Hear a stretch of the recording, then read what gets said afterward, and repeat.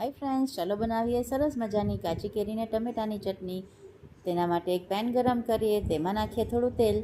તેલ ગરમ થાય એટલે અંદર નાખીએ કાચી કેરી, ટમેટાં અને લીલા મરચાં. સાથે નાખીએ શિંગદાણા, આદુ, લસણ અને કોથમીર.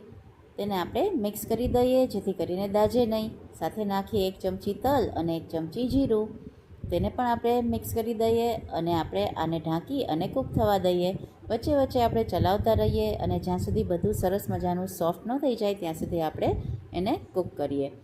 પછી ગેસ બંધ કરી અને નાખીએ એમાં થોડું મીઠું અને આપણે એને ઠંડો થવા દઈએ. ઠરી જાય એટલે આપણે મિક્સીની જારની અંદર બધું એડ કરી દેવાનું છે અને સાથે નાખીએ આપણે થોડી એવી ખાંડ.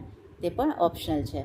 અને ઢાંકી અને આપણે એને મિક્સીમાં ફેરવી લેવાનું છે અને આવું અધકચરું ફરી જાય એટલે આપણી ચટણી બનીને તૈયાર થઈ ગઈ છે.